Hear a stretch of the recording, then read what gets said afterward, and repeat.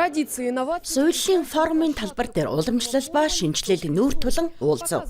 Нэг ширээний ард сэргээн засах эмчилгээний хамгийн сүүлийн үеийн тоног төхөөрөмжийг хэлэлцэж байхад хажууханд нь дорны ангаах ухааны мянган жилийн түүхтэй аргуудын талаар ярилцсанаа. Эдгээр уламжлалт арга барилууд Оросын олон суйллын хөтөлбөрт хэдийн нэвтэрч эхэлсэн бөгөөд форумын дараа зарим нь Брэддэж хэрэгжихээр болжээ. Бидэнд байгаль нуур, дорны уламжлалт ангаах ухаан, эмийн ургамал, аршаан булаг, аршаан зэрэг суур давуу талууд бий. Энэ бүхэн эмчилгээний аялал жуулчлалын үндсийг бүрдүүлж байна. Үүн дээр орчин үеийн өндөр технологийн арга барилыг байгалийн баялагтай хослуулбал бидний чадах улам бэгч. Эдвэхтэй урт наслах асуудал өнөөдөр онцгой ач холбогдолтой. Хүн аль болох удаан хугацаанд эрч хүчтэй амьдралын баяр баясгалыг мэдэрч сэтгэл санаа бие махбодын хувьд эрүүл байх нь чухал. Манай сувиллууд эмчилгээ, сэргээн засах бүс нутгууд энэ зорилгод бодит хувь нэмэр оруулна. Форумын хүрээнд тулалдааны шарах, тулгуур хөдөлгөөний тогтолцооны гэмтлийн дараах эмнэлгийн сэргээн засалд онцгой анхаарал хандуулж байна. Мөн сонирхол татгууз шинэ бүтээлүүд ч танилцуулагдлаа. Тухайлбал аяллаа майхны саунд төстэй уурын шок хэлбэрийн төхөөрөмж, тоторох температур 40 хэмт хүрдэггүйч уур нь ионжуулсан онцгой найрлагатай.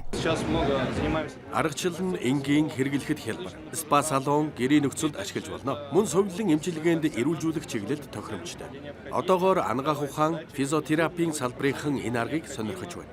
Бид эмнэлгийн хэрэгсэл гэсэн гэрчилгээ авахын тулд шинжилгээ үнэлгээний шатанд явж байна. Форумд нийт 200 гаруй хүн оролцсны дотор зохион бүтээгч, инженерүүд олон байлаа. Тэдний ихэнх нь Оросын бүс нутгаас иржээ. Брэддэж сувиллын форум болно гэдгийг сонсоод бид ирэхгүй байж чадсангүй. Туваач мөн байгалийн аршаанаар баялаг. Туршлага солилцох нь бидэнд ихээхэн ач холбогдолтой юм. Сувиллын форум зөвхөн үзэсгэлэнгээр хязгаарлагдахгүй. 2 өдрийн турш ангаах ухаан, амралт сувиллын чиглэлээр олон семинар, мастер класс, дуу ширээний хилцүүлэг зохион байгуулагдана.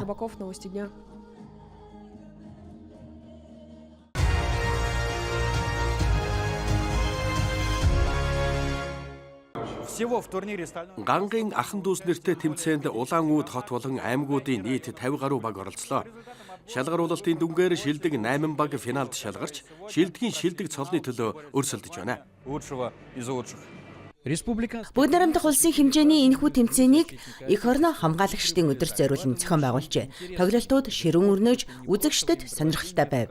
Киберспорт бол зүгээр нэг компьютерийн ард суух зугаа биш юм. Баг бүр өөрийн тактик, стратегитэй, нарийн зохион байгуулалттай тоглолтог. Тэмцээн үнэхээр сонирхолтой болж байна.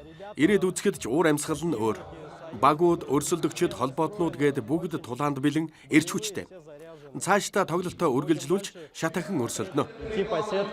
Тэмцээн Брэддэжийн газар бүгд найрамдах улсын залуучуудын агентлаг, залуучуудын төв мөн Оросын компьютер спортын холбооны дэмжлэгтэйгээр зохион байгуулагдлаа. Брэддэж улс киберспорт эрчимтэй хөгжиж байгаагаар бид бахархаж чадна. Илүү олон залуус энэ чиглэлийг сонгон хичээллэх сонирхолтой болж байна. Зохион байгуулагчдын хувьд бид ийм арга хэмжээг цаашидч дэмжих болно. Тэмцээний зочид сонирхолтой тоглолтуудыг үзэхээс гадна төрөл бүрийн уралдаан, суглаанд оролцож, шагналын эзэн болох боломжтой байв.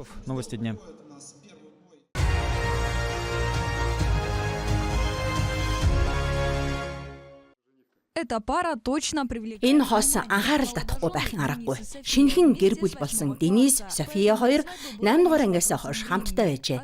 Тиймээс тэдний хурим нь ердөө цаг хугацааны л асуудал байв. Харин хуримынхаа хэв маягийг арай хожим шийдэж, куваш уламжлалыг сонгоснороо онцгой шийдвэр гаргасан байна. Одоо тэд амьдралынхаа хамгийн чухал мөчөд бэлтгэж байна. Гэрлэг охидын толгойн гоёлыг тухья гэдэг. Охид бүр өөртөө зориулж үүнийг сонгон бэлтгэдэг. Суурийг нь ихэвчлэн өөрөө ойдог. Эрт үед суурийг нь арьсаар хийдэг байсан бол одоо янз бүрийн материал ашиглах боломжтой болсон. Мөн хатгамлаа өөрөө сонгодог. Чуваас эмэгтэйчүүдийн толгойн гоёл ер нь чимэглэлд шар өнгөт хамгаалдаг. Шар өнгө нь нарыг бэлэгдэнэ. Ногоон өнгө амьдралыг илэрхийлдэг. Цэнхэр хөх өнгө нь тэнгэр ариун цэвэр байдлыг бэлэгддэг. Харин улаан өнгө нь амьдрал хайр гэлтгэнэ. Харин шинэхэн хосын хэлснээр уламжлал тэдний хувьд чухал тул хуримынхаа хэв маягт огт эргэлзээгүй гин. Бид ээжтэй гэрлэх хүрэгтлээ өгсөн гэж хэлэхэд уламжлалын хөлийг тохиолдуулаад чуваас хэв маягийн хурим хэвэл ямар вэ гэж санал болгосон. Бид огт эсэргүүцээгүй. Шууд Надежда Васильевна дээр очиод хувцас өмсөж үзсэн. Цаг хугацаа зогсохгүй. Бидний язгуур улам холцсоор байдаг. Тиймээс шинэ өөр зүйл туршиж үзэх сонирхолтой байна. Зүгээр нэг даашинз костюм смокинг биш. Мэдээж тэр нь ч бас гоё л доо. Гэхдээ энэ илүү сайхан санагдаж байна. Хуримын өмнөх сүүлчийн өчүүд хэдхэн агшны дараа энэ танхимаас жинхэнэ гэр бүл болон гарч ирнэ.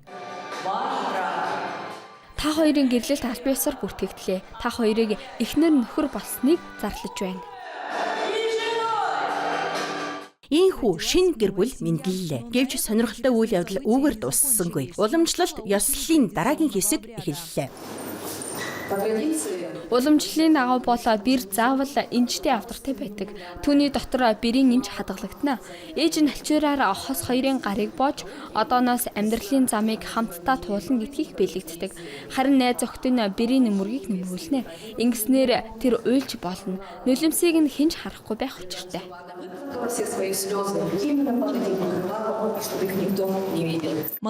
Ёслолын төгсгөлд бэрийн ээж шинэхэн хосыг арагш харуулн дагуулж гарна. Энэ нь бүх муу зүйл ард үлдэж, харин тэдний өмнө зөвхөн сайн сайхан амьдрал хүлээж байгааг бэлэгддэг.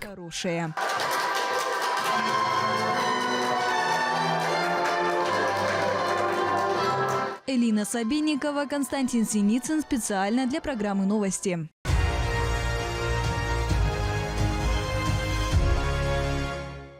Гравон гэдг нь алхам гэсэн утгатай. Тиймээс бид ч одоо сайхан нутгийнхаа газар шороон дээр хамтдаа алхах болно.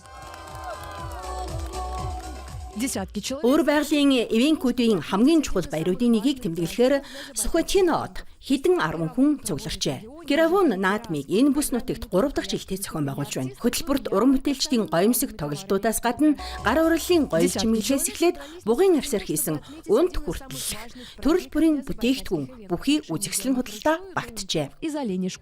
Эхлээд арьсаа боловсруулна. Нилээд хөдөлмөр шаарддаг ажил. Наад зах нь хэдэн өдөр орно.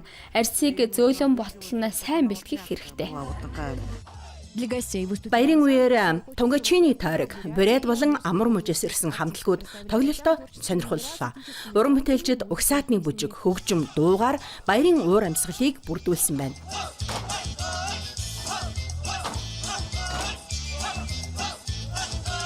Харин тайсны ард бэлтгэл удаан үргэлжилсэнийг ярьжээ. Үгзүүл бүрүүдийг төгс болгохоос гадна үндэсний хувцас бэлтгэх нь ч чухал байсан гэн. Энэ даашин зэхэвчлэн янз бүрийн өнгийн илгээр оёгдсон. Дээр нь тууз, химэл ус, сувд хэрэгэлсэн. Харин унтыг бугын үсээр хийдэг. Бугын туурайн үсийг навч дараа нь түүгээр оёж хийдэг. Гравон наадмын өөр нэг чухал арга хэмжээ нь эвенкүүд өөр байгалийн уугуул ард түмэн сэдвэд стратегийн хилцүүлэг байв. Энэ үеэр улс орны олон бүс нутгаас ирсэн мэрэгжилтнүүд зөвхөн бүс нутгийн төдийгүй Оросын хэмжээнд амьдарч байгаа цөөн тод уугуул ард түмнүүдийн амьдралын талаар хэлцжээ. Энэ жил маш чухал арга хэмжээ буюу стратегийн хилцүүлэг зохион байгууллаа. Энд байгаль ашиглалт, хэл соёлыг хадгалан хамгаалах зэрэг маш чухал асуудлуудыг хөндөж ярилцсан. Викториягийн хэлснээр тун удахгүй өөр байгалийн хязгаарт хойд нутгийн цөөн тод уугуул ард түмнүүдийн бүрэн эрхэт төлөөлөгчд бүс нутгийн засгийн газрын дэргэд ажиллах болно. Энэ нь тэдний соёлыг хадгалж хөгжүүлэх, уламжлалыг залуу үед дамжуулахад чухал хувь нэмэр оруулах юм. Культура и передача традиций молодому поколению.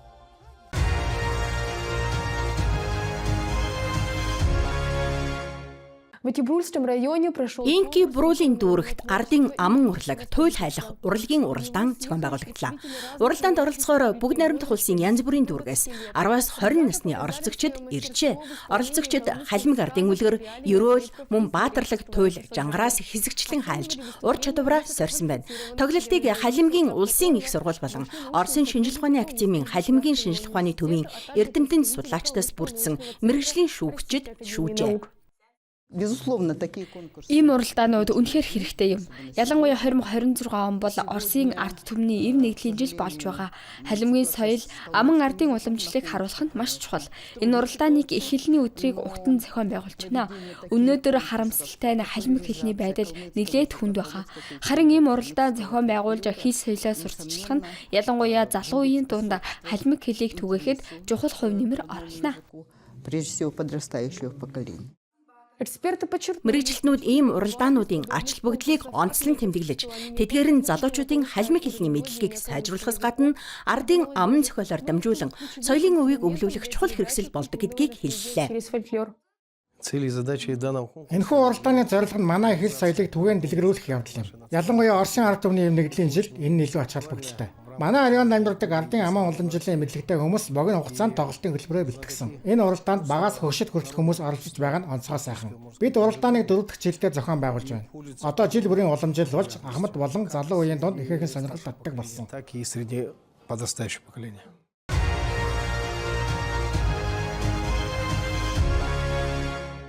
Sasol is making his way towards connector. Duke Fissura and Frontalis. Frontalis will make that trade, but Martinez.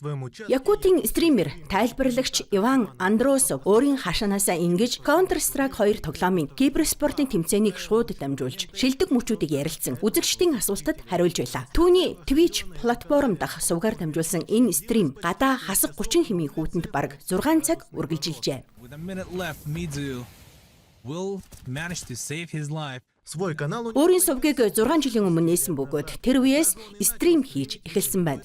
Анхандаа энэ ердөө хобби төдий байв. Нөгөө талаар тэр Якутийн киберспортын хатуу багийн тоглолтуудыг тогтмол ажиглаж тайлбар хийдэг байж. Өмнө нь тэр уг багийн менежерээр ажиллаж байжээ. Манай багийн тоглолтуудыг англи хэлээр баг хинч тайлбарладаг. Энэ нь тийм ч шудраг бус гэж хэлэхгүй ч гэсэн манай талаас хэн нэгэн тайлбар хийвэл зүгээр гэж бодсон. Тиймээс би ихэнх тоглолтоо англи хэлээр дамжуулж тайлбарладаг.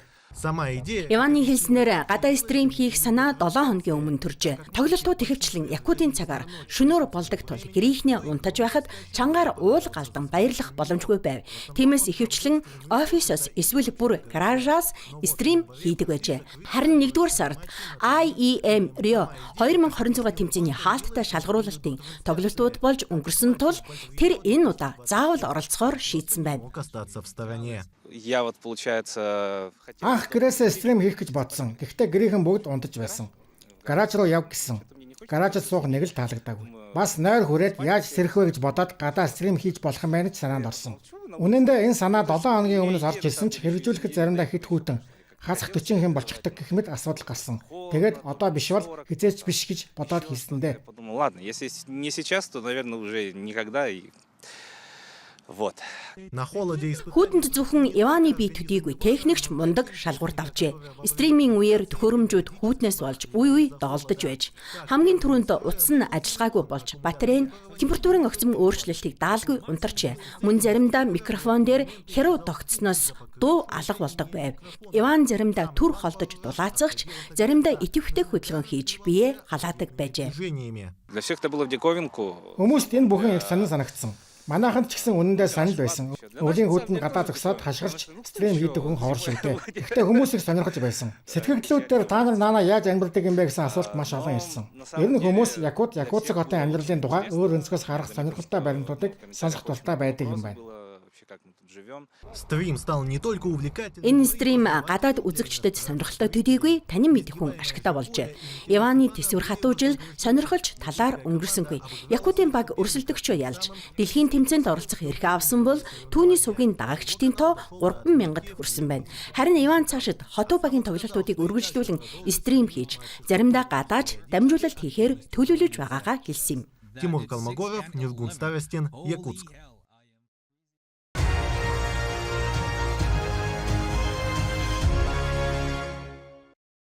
Хятадын өмнөд хэсэгт үзэгсэлэнд рапсын цэцэглэлт эхэлжээ. Цэцэгт талбаануудын дундуур аяллийн галт хэрэг явж олон жуулчдыг татаж байна. Сурагчид цэцгийн дунд зураг зурж байгальтайгаа ойр байхын мэдрэмжийг авдаг. Улсын баруун өмнөд хэсэгт орших Сичуан мужин хөдөөгийн өнгө аясыг соёлын амралттай хослуулдгаараа алдартай. Энд байгаль дамарч, нутгийн хоол амсаж, тариачдын элдв бүтээгдэхүүн худалдан авах уламжтай. Харин зүүн нутгийн Цзянцзи мужид морин маялын маршрут цэцэгсийн далай дундуур дайран өнгөрөх болжээ. Цэцэгсийн дунд алхах маш таатай байдаг. Зураг авахад амгаш тохиромжтой газар. Учир нь эндхийн солонгорсон өнгө цэцгээс үнэхээр гайхамшигтай. Энд морь унаж байгаль дамарч наран дэвэе ээж болно. Олон өнгийн 200 мянган алтан зул цэцэг хоорондоо уялдан дэлгэрчээ. Улсын баруун хойд хэсэгт орших Эртний Сиан хотод хаврын баярын үеэр хэдэн 7 хоног үргэлжлэх цэцгийн наадамж эхэлсэн байна. Энд уламжлалт хөгжмийн аялгаунд тан улсын үеийн хэв маягтай сонгодог бүжгүүдийг толилуулж байна. Учир нь Сиан хот тухайн үед Хятадын эртний нийслэл байсан юм. Энд өдөр бүр тан улсын хэв маягтай 6 удаагийн жагсаал болдог. Зочид яг л амилсан уран зураг дотор алхаж байгааг мэдрэмж авдаг. Өдөр бүрийн зочдын тоо 10,000-аас давж маш хөл хөдөлгөөнтэй байдаг. Цэцэгс зөвхөн соёлтой төдийгүй шинжлэх ухааны танин мэдэх үтэж хосолж чадна. Хятадын хойд хэсгийн Тайюан хотын ботаникийн цэцэрлэгт лекцийн элемент бүхий цэцэг урлалын үзүүлбэрүүд зохион байгуулж байна. Байгалийн гоо сайхныг сонирхохын зэрэгцээ зочид ургамлын талаар олон шин зүйл мэдэж авдаг. Бид Падуб, Гипе Астром, нарцисс зэрэг ургамал зориулсан 8 цэцгийн үзэсгэлэн төлөвлөсөн. Мөн Альпийн рододендраны 4 дахь үзэсгэлэн зохион байгуулж байна. Энэ жил эдгээр цэцгийн соёлын ач холбогдлын талаар илүү их ярьж өгөхийг зорж байна. Амьдралын өнгө аяс дүүрэн цэцгээс зөвхөн байгаль төдийгүй айл бүрийг чимдэг. Өрмөц гоо үзэсгэлэнтэй Фалена PCC-г олон худалдан авч сонгодгоо. Энэ ургамлыг Хятадд голчлон Гуандун, Фуцзян, Шандун, Лиаонын мужуудад тарьж ургуулдаг. Фалена PCC-ийн цэцэглэх хугацаа 3 сараас илүү үргэлжилдэг бөгөөд гэрийн нөхцөлд ургуулахад тохиромжтой. Хаврын баярын үеэр түүний борлуулалт огцом өсжээ. Хаврын зах нэгдснээс хойш Фалена PCC-ийн борлуулалт өмнөхөөс илүү нэмэгдсэн. Өдөрт дунджаар 3-аас 5,000 савтай цэцэг зарагдаж байна. Харин Хятадын зүүн хэсгийн Анхой мужийн энэ тосгоны оршин суугчид бонсай урлах аргаар мод ургуулж 1000 гаруй жилийн турш амжиргаагаа залгуулж ирсэн байна. Уулын зэрлэг чавганы мод тосгоны хүмүүст 3 сая юанаас давсан ашиг авчирдаг бөгөөд энэ нь ойролцоогоор 4 сая Америк доллар юм. Ийхүү Хятадын байгаль үнэхээр үнэлж баршгүй баялаг болон хувирчээ.